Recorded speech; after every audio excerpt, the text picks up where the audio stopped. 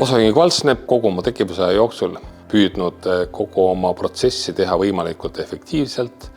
Kuna tegemist on olulises osas käsitööga, siis täna me oleme ikkagi läinud seda teed, et tuleb ka investeerida